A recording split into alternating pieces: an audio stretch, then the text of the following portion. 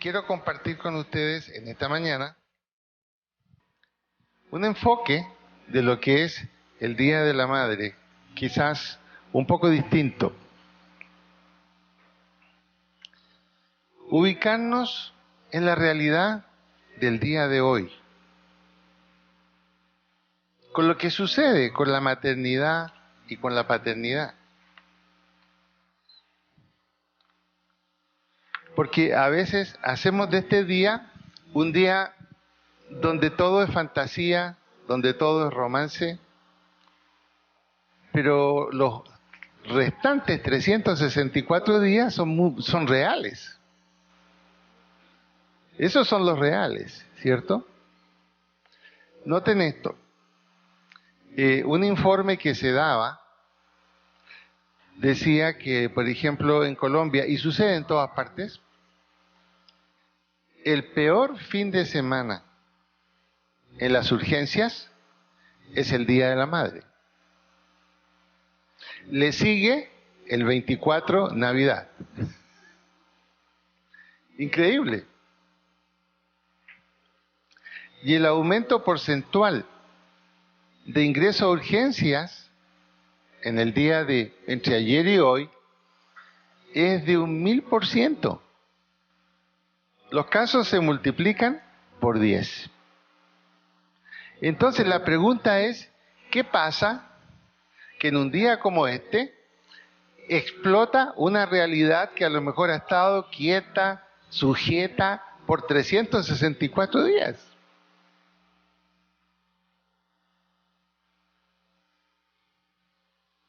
A veces nosotros miramos a países que creemos que están obviamente mejor, más desarrollados,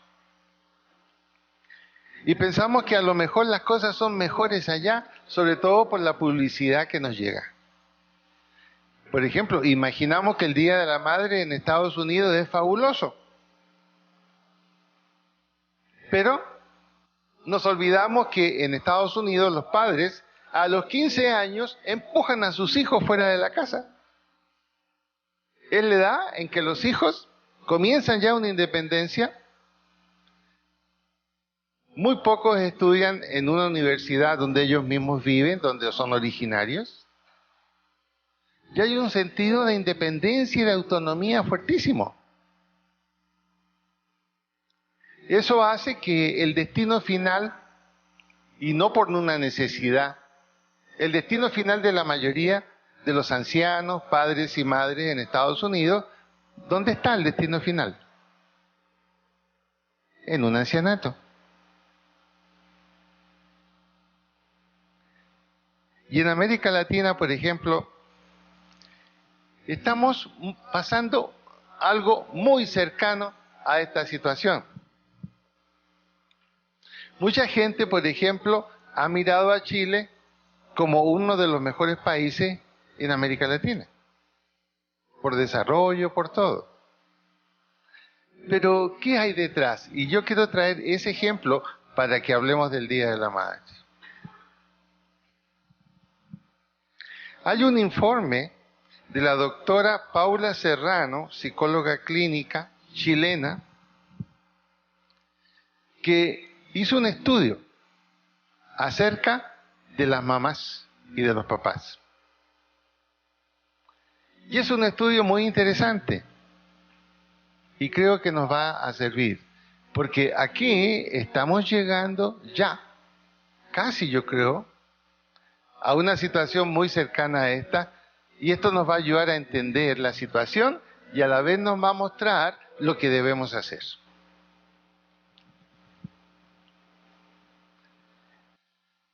Hablando sobre las mamás y sobre los papás, esta psicóloga plantea en el estudio lo siguiente. ¿Cuál es la ilusión más grande de las mujeres? ¿Cuál es la ilusión más fuerte femenina? Y sobre todo respecto de los hijos. Se puede expresar en esta frase. Quiero que mis hijos sean felices. Ese es el deseo de la madre. Quiero que mis hijos sean felices. Pero ¿cómo entiende la felicidad una mujer? Número uno, cuando piensa en sus hijos y en su crecimiento y en su desarrollo, que tengan pocos quebrantos y ojalá ningún problema. Ese es el concepto de quiero que mis hijos sean felices. Que tengan pocos quebrantos o pocos problemas. Y si hay algún quebranto o algún problema, que yo esté ahí para hacer algo, para solucionarlo. Segundo, que tengan buena salud, que no sufran enfermedades, que les vaya bien en el matrimonio y que encuentren una buena mujer. Es interesante el concepto de felicidad de la madre, ¿no? Que les vayan bien en el matrimonio y que encuentren una buena mujer. Pero no piensan, fundamentalmente, ojalá que mi hijo esté tan bien que pueda proporcionar felicidad a una mujer.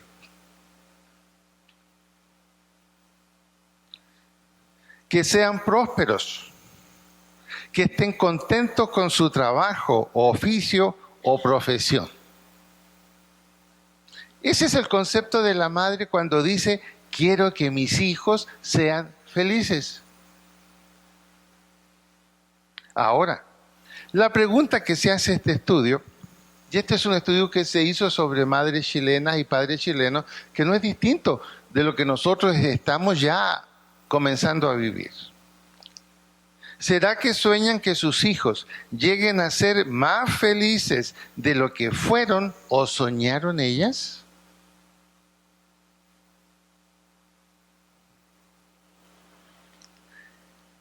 Además, la mamá siente un tipo de relación tan fuerte con ese hijo, casi como un enamoramiento que no va a terminar, que va a durar toda la vida. Observen la publicidad que tenemos aquí, la de pañales Huggy. ¿La han visto? Está la mamá con su hijo, como que le está hablando, yo te esperaba, pero desde el momento que llegaste a mi vida, desde el momento que te conocí, se ha establecido una relación que nunca va a terminar. ¿Han visto esa publicidad? Claro. Entonces, nosotros ya podríamos preguntarnos, ¿y dónde entra el marido en ese triángulo? No está. No está. Pero es el concepto de felicidad femenino. Es el concepto de felicidad que tiene una mamá. Ahora, la pregunta es, estos deseos, quiero que mis hijos sean felices, ¿y cómo se entiende esta felicidad?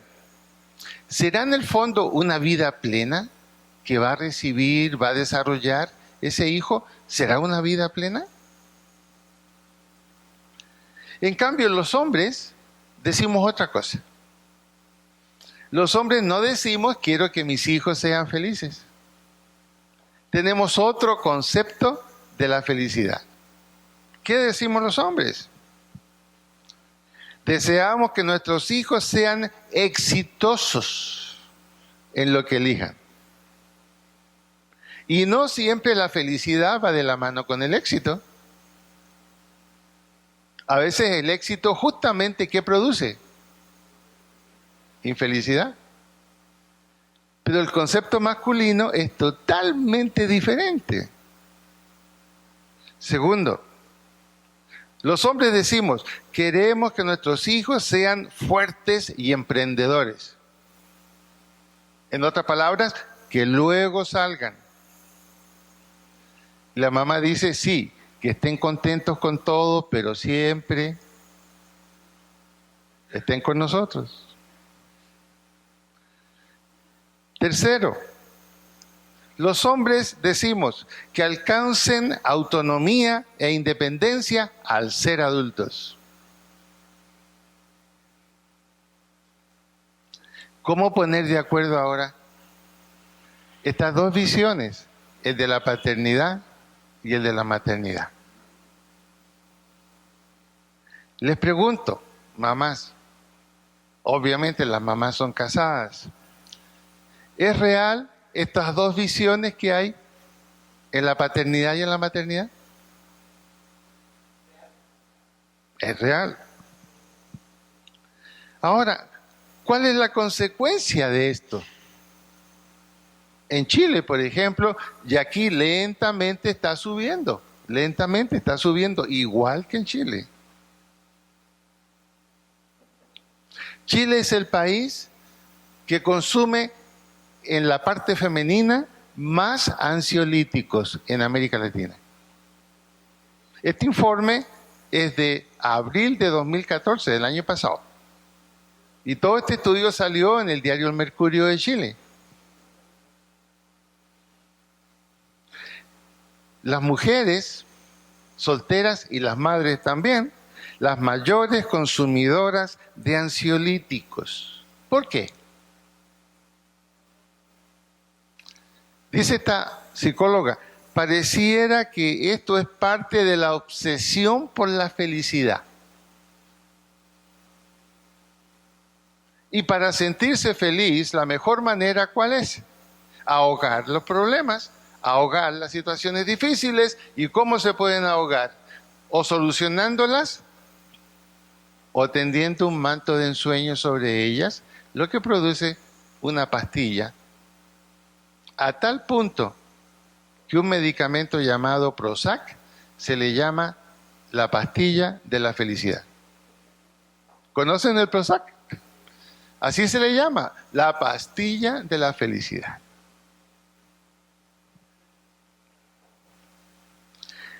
En los hombres chilenos también se está usando, pero en una forma distinta, para escapar del estrés y de la competencia consumista. Ese es el otro lado de los varones. El estrés de los hijos en el lado de las madres y sus sueños que a veces ven que no se van cumpliendo. Eso produce dolor y hay que escapar de eso. Y en el caso del hombre, su trabajo y nunca se encuentra al nivel de los demás. Siempre hay que escalar un paso más, un paso más, un paso más. Y ese estrés también lo lleva al hombre a buscar la pastillita de la felicidad. El que no tiene para la pastillita de la felicidad recurrirá al licor o a una droga. Ahora, ¿dónde se encuentran madres y padres según este estudio? En que ambos están tratando de demostrar que el dolor no es parte de la vida. De ninguna manera permitir que el dolor sea parte de la vida. El hijo cayó, hay que ayudarlo a levantarse. No se le da un tiempo para que se levante solo. Porque quizás no fue desarrollado para pensar así. Hay que evitar el dolor. Hay que evitar el dolor también en los hijos.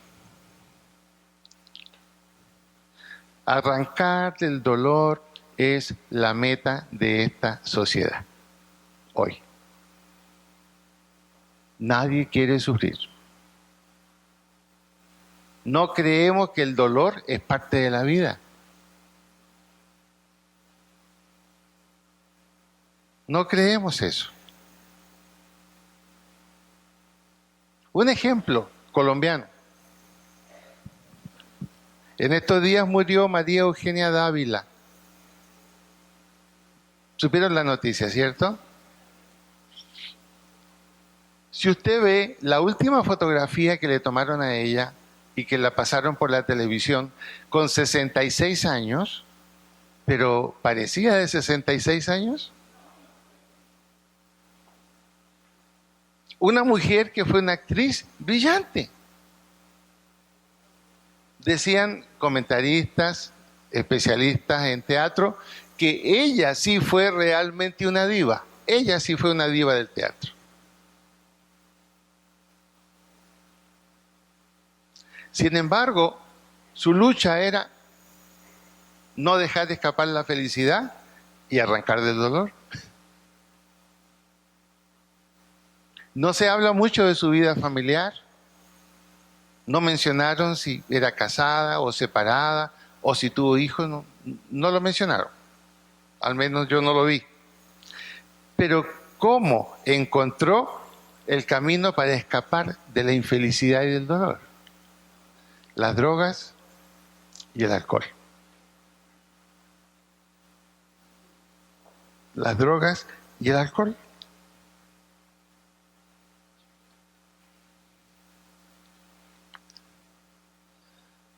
Esta situación, sigue diciendo esta psicóloga chilena y que tiene absolutamente toda la razón, dice, en los últimos 30 años, ninguna sociedad en el mundo actual busca el dolor, permite el dolor, si esto va a postergar la felicidad. Es decir, es una lucha por ser felices y no sentir dolor.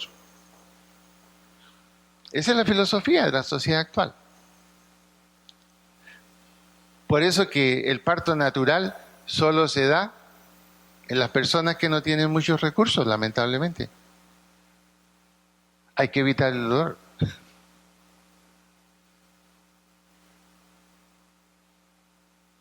Y eso ha hecho perder una serie de cosas importantes. La realidad es esta. La vida conlleva una carga de tristeza y frustración. Esto hay que enfrentarlo. Cuando miramos las familias de la Biblia, en las familias de la Biblia hubo dolor y se enfrentó. Hubo frustración y se enfrentó. Y muchos padres de la Biblia no fueron felices con sus hijos.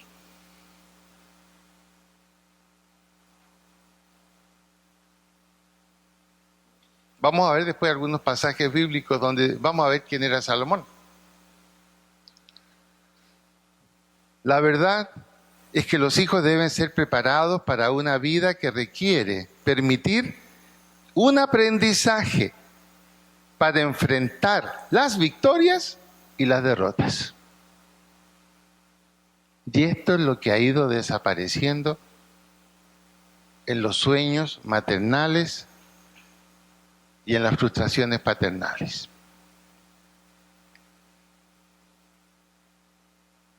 Es necesario aprender a superar el dolor, a admitirlo como parte de la vida y reconocer que el dolor es la fuente del aprendizaje.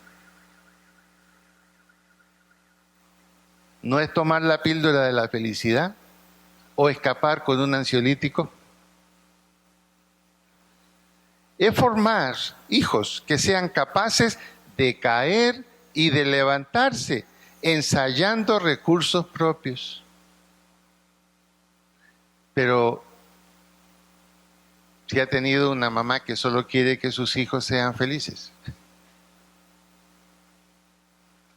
y si ha tenido un padre que solo quiere que sus hijos sean exitosos, pero no se le ha formado, no se le ha dado el aprendizaje para enfrentar la vida, para admitir que el dolor es parte natural de la vida, que las decepciones son parte natural de la vida, que la desilusión es parte natural de la vida, que el error y el fracaso son partes naturales de la vida, pero hay que aprender a levantarse.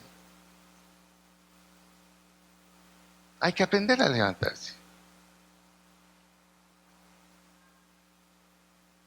Sin embargo, frente a esta situación, fundamentalmente las mamás y también los padres, algunos que acompañan esto, insisten, quiero que mis hijos sean felices. Estamos hablando, no importa la edad que tengan, mientras todavía están en la casa. Quiero que mis hijos sean felices. Entonces, ¿cómo enfrentan la tarea hoy las madres y los padres? Bueno, la tarea materna será darle al hijo todo lo posible. Quiero que mi hijo sea feliz. Será darle todo lo posible. A costa de a veces sudor y lágrimas de la madre o la impaciencia del padre. Por eso hoy, las madres chilenas, ¿cómo se encuentran? Muy parecida a cómo se encuentran las madres aquí. Se encuentran agotadas de tanta obligación. Se encuentran agotadas de tanta corrección de problemas, poniendo ellas mismas a veces su propia vida frente al problema del hijo. Y las madres también se encuentran agotadas de tanto consumo, porque cada vez necesitan dar más. Obviamente el resultado final no es el esperado. ¿Y qué ha ocurrido frente a esta situación?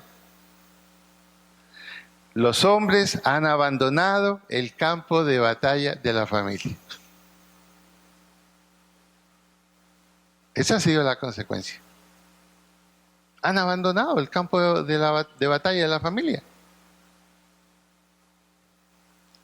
Y la convivencia, obviamente, el ejemplo en los hijos, la convivencia ha reemplazado el matrimonio.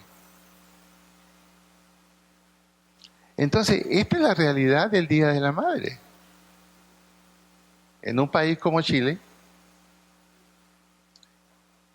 desarrollado, al cual muchos colombianos se han ido, porque dicen que allá van a ser felices. Algunos ya están volviendo con la crisis que se ha presentado. De Estados Unidos, los que conocen allá, mejor ni hablar.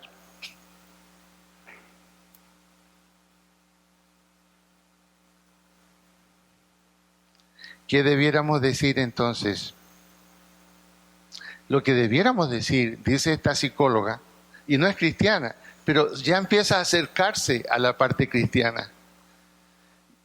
Pero, ¿saben? No ha logrado un impacto en las autoridades chilenas. El estudio quedó como un bonito estudio, pero no ha logrado un impacto. Dice ella, ¿qué debiéramos decir? Papá y mamá. Queremos tener hijos sólidos, hijos buenos, hijos responsables, hijos leales. Qué distinto a decir solamente queremos que nuestros hijos sean felices. Que tengan la fortaleza necesaria para enfrentar lo que la vida les traiga. Que vivan en un marco de valores que les permita, si no la felicidad, al menos la satisfacción de haber sido correctos, de haber amado mucho, de haber sido hombres y mujeres cabales. ¿Se lo repito? Dice ella, ¿qué debiéramos decir? ¿Qué debiéramos buscar, papá y mamá? Queremos tener hijos sólidos, firmes, hijos buenos, hijos responsables, hijos leales, que tengan la fortaleza necesaria para enfrentar lo que la vida les traiga, que vivan en un marco de valores que les permita, si no la felicidad, es decir, ella, olvídese de que la felicidad es la meta. Dice, si no la felicidad, al menos la satisfacción de haber sido correctos, de haber amado mucho, no tanto buscar que los amen, de haber sido hombres y mujeres cabales.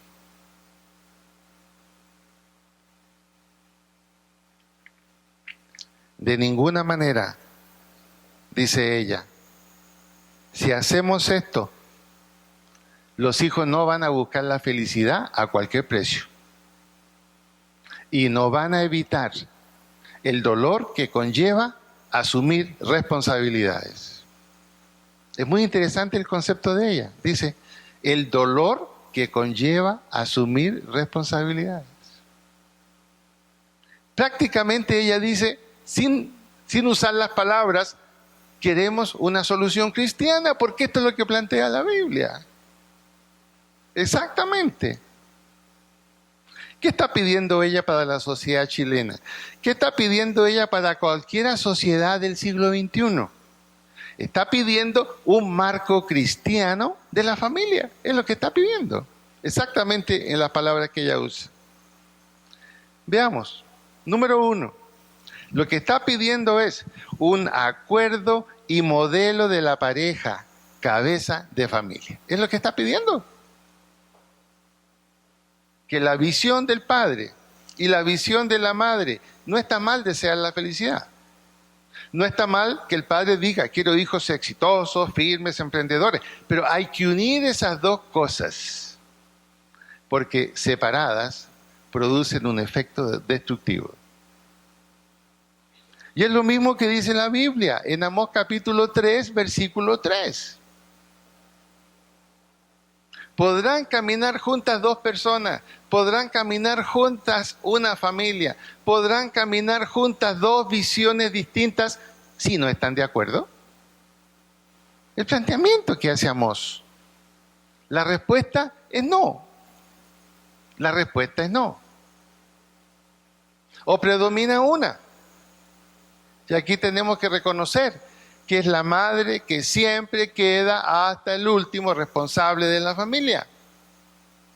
El hombre hoy abandona el campo de batalla. ¿Y cómo lo hace? Muy sencillo. Se divorcia. ¿Y en manos de quién quedan los hijos? Por ley. Imagínense, por ley. ¿Hasta qué punto será correcta esa ley? Ahora se está hablando, lo mencionaba un congresista aquí en Colombia, que debería haber un cambio en esa ley. Que aun cuando se divorciaran, el padre tenía que seguir presente en el cuidado y desarrollo de los hijos, aunque no conviviera con su mujer.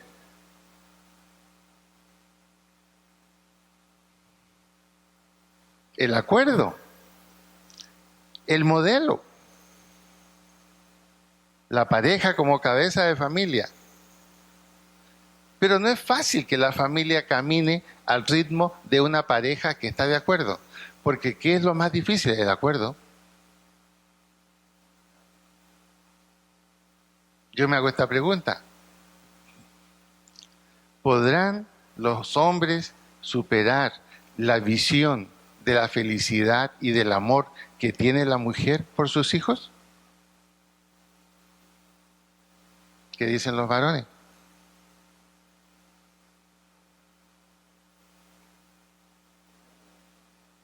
Pero si ese amor no es regulado, como dice la Biblia, no va a ser positivo. Es lo mismo que la visión del amor del papá hacia el hijo, la visión masculina, si no es regulada, tampoco va a ser positiva.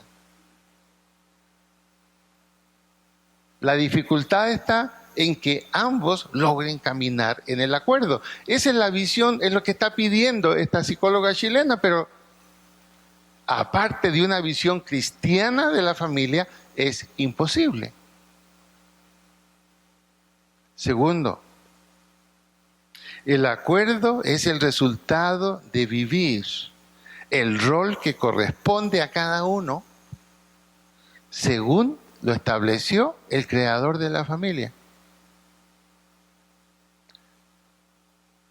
Pero se dan casos en que a veces el papá actúa como mamá y la mamá actúa como papá.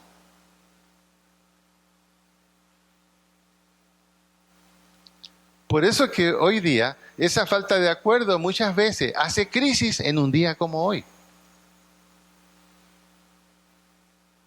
Y a veces esa crisis termina en una urgencia del hospital.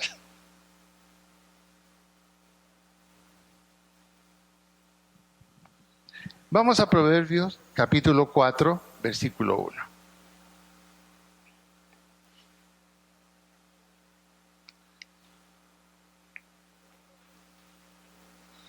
Proverbios capítulo 4, versículo 1.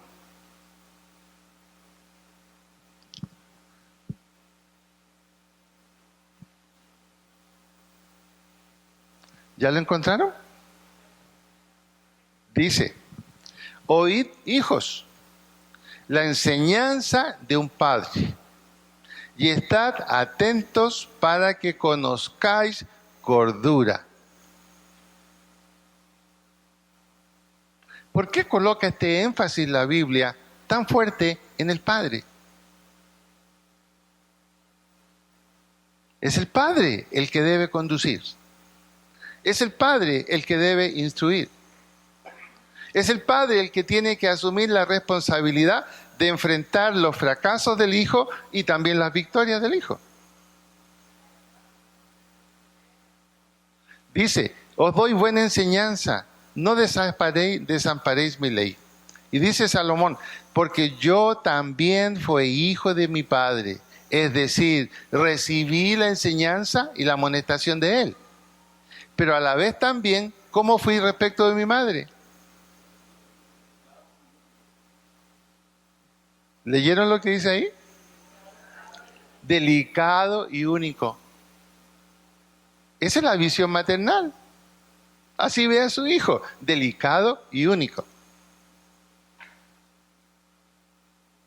Si nos quedamos solo con la enseñanza y la dirección del Padre, vamos a tener un montón de hombres coléricos que van a destrozar todo. Pero si nos quedamos solo con la visión delicado y único ante mi madre, ¿qué vamos a tener? Hoy muchas madres en este día sufren por haber hecho esto. Que ese hijo único y tan delicado que levantaron es el que menos se acuerda de ellas hoy. O presente una excusa para no ir a verlo.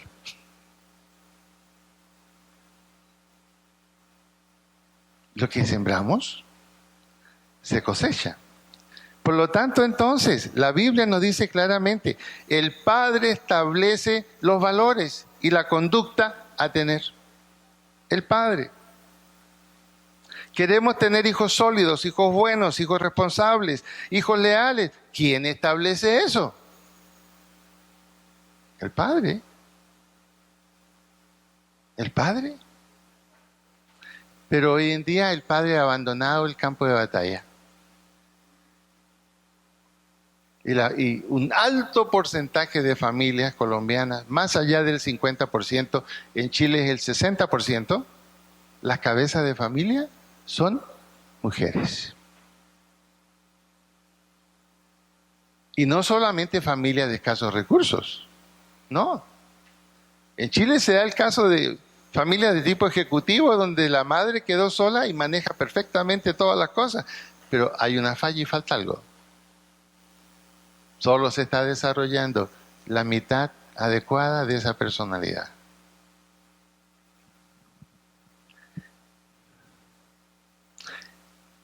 Mirando el versículo 3, nos damos cuenta de una cosa. La presencia del Padre, la visión masculina del Padre hacia los hijos y la responsabilidad que el Padre tiene, según el versículo 3, equilibra. ¿Qué equilibra? La ternura de la madre. La presencia y la acción del Padre equilibra la ternura de la madre. Si no está la presencia del Padre y solo está la ternura, ¿qué va a pasar? El hijo va a tener 30 años y le va a decir, mi bebito. ¿Cierto? Mi bebito, ¿qué soy? Y cómo nos revienta a los padres esas cosas, ¿cierto? Trátelo como un hombre. No, pero si todavía no ha vivido la vida. ¿Cierto? Eso sucede. Vamos al capítulo 6, versículo 20. La Biblia nos habla. Una pareja, papá, mamá, en acuerdo, cumpliendo su rol, aceptando el rol que les toca. El padre enseñando, instruyendo. Y la madre dando la ternura y la delicadeza, pero ambas cosas en equilibrio. Dice el capítulo 6, versículo 20. Proverbios 6, 20. Guarda, hijo mío, el mandamiento de tu padre. Fíjense la palabra que ocupa la Biblia.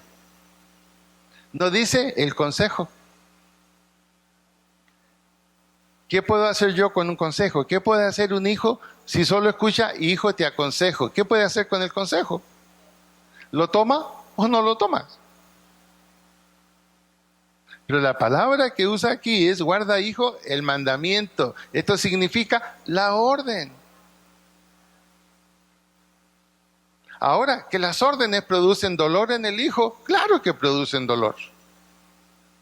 No hay nada más doloroso que tener que obedecer, ¿o no? Entonces, cuando se permite la desobediencia del hijo, le estamos quitando el dolor, que no sufra. Y entramos en la idea romántica de la felicidad. Guarda, hijo mío, el mandamiento de tu padre. Y luego mire lo que dice enseguida. Le dice a la mamá, mamá, usted es tierna, es delicada, amorosa, pero también tiene que enseñar. ¿Y qué tiene que enseñar? Aquí viene el problema. No puede ser algo diferente a lo que enseña el padre. Tiene que ser esa enseñanza que apoya el mandamiento que viene del Padre. ¿Por qué? Porque si ese mandamiento viene de las instrucciones de la Biblia, es correcto, es sabio y es apropiado. Ambos tienen responsabilidad educativa, ambos. Pero hay alguien que lleva la responsabilidad. ¿Y quién es el que lleva la responsabilidad final? El papá. Nosotros, los que somos padres. El padre entonces instruye con autoridad. La madre lo complementa con la enseñanza, con el apoyo. Ambos haciendo presencia en el hogar. Y aquí encontramos el otro punto complicado. Para que este modelo funcione, para que el modelo bíblico funcione, cada cual debe estar en el lugar que le corresponde. ¿Cuál es el lugar del hombre? Pregunto, a ver, señoras, ¿cuál es el lugar del hombre? ¿Ah?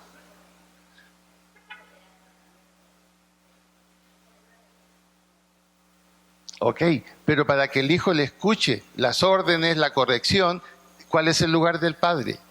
¿Dónde debe estar el padre? ¿Ah? Menos romántico, trabajando, produciendo y respondiendo por su hogar. Allí está la base de la autoridad del padre.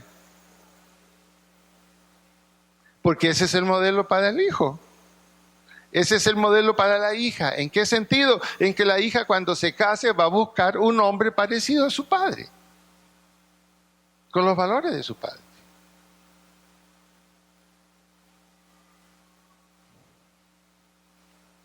Ambos haciendo presencia en el hogar. Pero ¿cuál es el problema hoy? La mayoría de los hombres abandonaron el campo de batalla. Ya no están. Las tasas de quiebres matrimoniales en nuestro país, en Colombia, es muy alta. Los divorcios se dan a los 11 años de matrimonio. ¿Y por qué se dan a los 11 años? Porque los primeros 5 años es una lucha para ver quién manda. Y esa lucha se resuelve con que uno de los dos cede en pos del otro. Y la vida no se torna agradable. Solución: tengamos un hijo, eso nos va a unir. El hijo llegó a los 5 años, ¿qué problema? un niño de 5 años cuando los padres no están contentos entre ellos mismos y no están de acuerdo. Viene el quiebre, divorcio a los 11 años. Esa es la estadística que tenemos en Colombia. Frente a eso entonces, cuando los hijos crecen, llegan a la edad adulta, ¿qué prefieren? No casarse. ¿Para qué?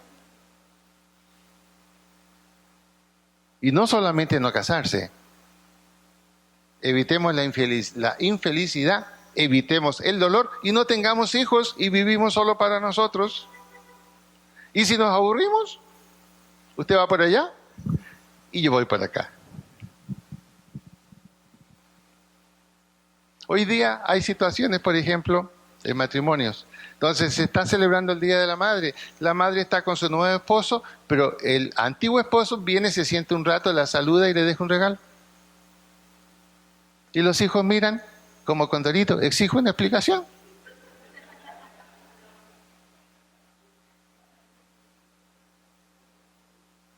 Y ahí es donde se forma el conflicto. El nuevo dice, ¿y este qué hace aquí? Y el ex llega como nunca se vistió, como nunca se arregló, con una amabilidad que nunca tuvo. Y se crea el problema.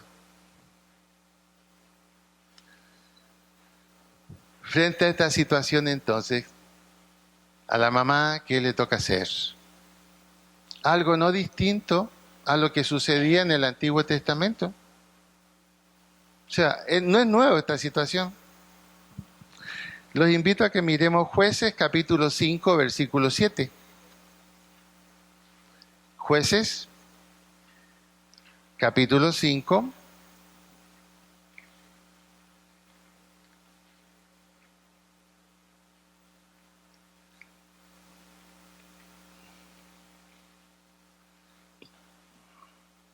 Versículo 7.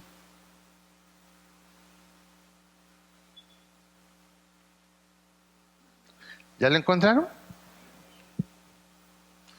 Aquí tenemos la esposa. Es una mujer casada, judía.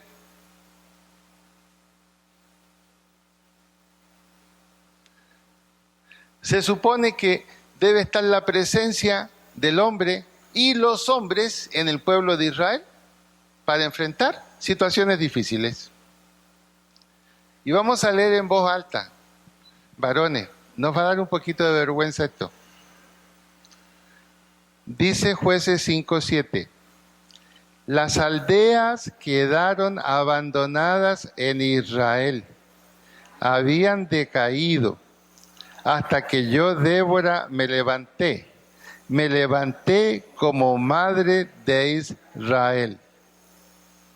En la versión Nueva Internacional dice, porque ya no habían guerreros.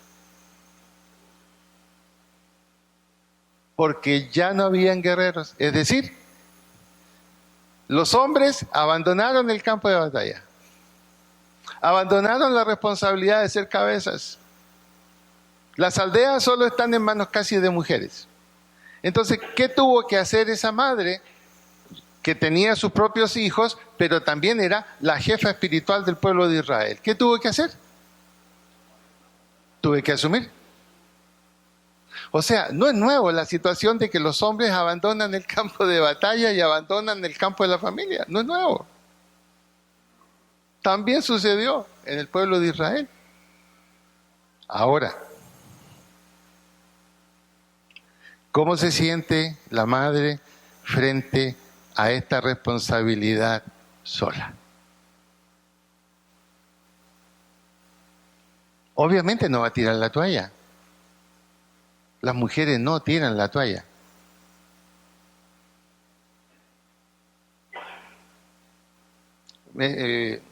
Al último, por el cambio de turno que hubo una urgencia, ya me atendió una médico. Y cuando me trajo el resultado final, me dijo, no se preocupe, esto ya está cerca de la vejiga, de la vejiga, así que no hay nada más que hacer, simplemente esperar con un dolorcito de parto para que salga. Yo dije, claro, como ella es mujer y entiende de dolor. Pero después me di cuenta de lo que estaba diciendo. ¿Qué estaba diciendo? Ella es más fuerte que yo.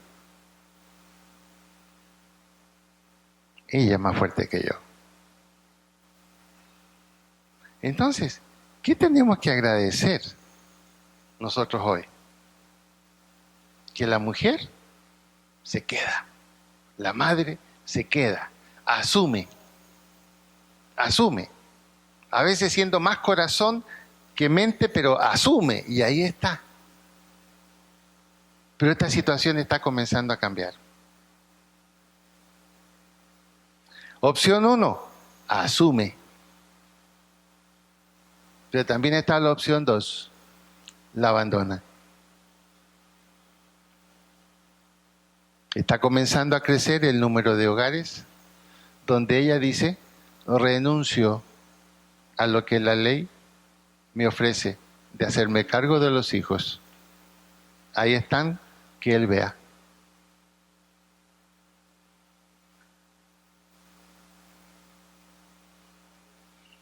Aquí en la iglesia tenemos el caso de un hombre que levantó sus 3 hijas quedándose solo.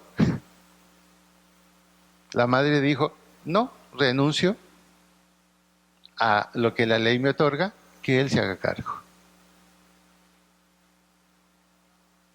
Y las mujeres en Chile que dicen, están diciendo lo mismo también. Entonces, ¿en manos de quién están los hijos hoy? ¿En manos de quién están los hijos? Por eso entendamos la conducta de nuestros adultos de 25 años hoy. ¿Cuál es su frase? Bueno, probemos a ver si nos casamos después de un tiempo. Y segundo, mejor no tengamos hijos.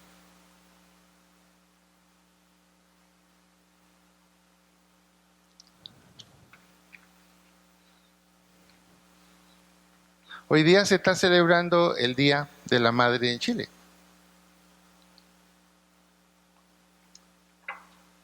Piensen en la madre principal de Chile, que es la presidenta del país. ¿Cómo estará celebrando el Día de la Madre cuando su hijo consentido de más de 30 años, que sin tener antecedentes lo colocó en un departamento de su gabinete, hizo un negociado en el que el nombre de su madre quedó en entredicho porque su madre recomendó al Banco de Chile que le prestaran 6.500 millones de pesos chilenos, siendo que la empresa de él solo tenía un capital de 6 millones. ¿Qué Día de la Madre estará pasando la señora Bachelet hoy día? ¿Estará pensando a sus 60 y tantos años que a lo mejor debió haber hecho las cosas en forma diferente? Ella se divorció, asumió sola la conducción de su hijo, pero vivió siempre en la política. Su hijo siempre creció en manos de otras personas. Seguramente ella, con el concepto femenino de la felicidad, buscó llenar la vida de él con todas las cosas que quería y necesitaba. Pero hubo ausencia de un padre. ¿Dónde debería estar la felicitación nuestra hoy? Aquellas madres que han sido capaces de asumir todas las cosas, que han sido capaces de ser mamá y papá. Y las hay y han sido capaces de levantar hijos que llegaron a desarrollar buenas cosas en la vida. No sé si conocen el caso de un hombre de color de Buenaventura, que es uno de los genios de la NASA. Es bueno que lean la historia de él. ¿Cómo creció en Buenaventura? Punto clave, su madre. Desde chico le alentaba las curiosidades científicas que él hacía con fósforos, con tarros y con cosas. Y ahí lo mantuvo. Y mire ese hombre dónde está. Personalmente creo que, aparte de lo que Dios puede hacer en el día de hoy por los hogares, las madres cristianas son un salvavidas en la sociedad de hoy. Y tenemos que dar gracias por esas madres que han preferido quedarse en la casa a cuidar sus hijos. A lo mejor sacrificando cosas profesionales, pero ahí se quedaron, cuidando a los hijos. Quizás a lo mejor la balanza se fue mucho al amor exagerado, pero cumplieron su labor y la están cumpliendo. El mundo necesita el modelo cristiano para la familia. El mundo lo necesita. Porque estas mismas situaciones también se dan en nosotros, los creyentes. De ahí que en una época en que pareciera que no estar cerca de Dios es lo que produce felicidad y ausencia de dolor, más bien tenemos que pensar al contrario. Es la presencia de Dios, es la obediencia a lo que Él ha establecido, lo que va a traer la felicidad, el bienestar y el desarrollo de la familia. Así que tenemos que dar gracias por esas madres que hoy, como esa Débora, dijo, bueno, no hay guerreros, no están defendiendo las aldeas, pero yo me voy a levantar para cumplir. Y esas madres son las que merecen la felicitación hoy día y la bendición de Dios en sus vidas. Y aquellas madres jóvenes que a lo mejor no tienen claro el concepto, es tiempo y oportunidad para modificarlo, para tomar la ruta que corresponde. La obediencia de los hijos siempre va a producir dolor a los hijos. Y no se los evite. Es parte del aprendizaje.